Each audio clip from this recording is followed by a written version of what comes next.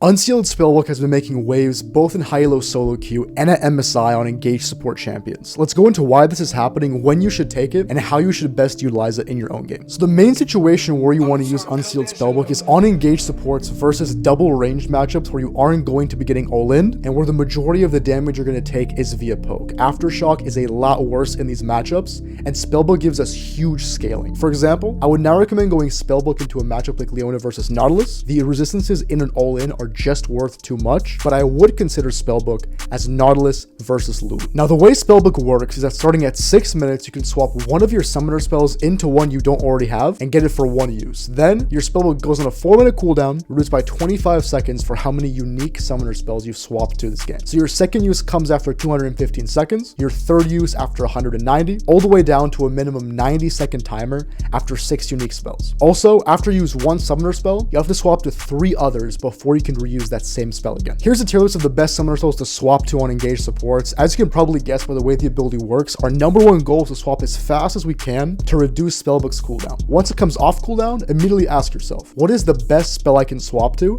And then just try and get value out of it. For example, if a top gank looks juicy, start running top around 6 minutes, gank them, and then swap to TP and get back to your ADC. Or swap to exhaust, heal, or barrier, and then go for a nice trade. We usually don't want to reuse any summoner spells until we've swapped to all 6, but if a spell looks really good in a certain situation, just repeat it. As you can see, there only are 4 really good summoner spells we want to swap to.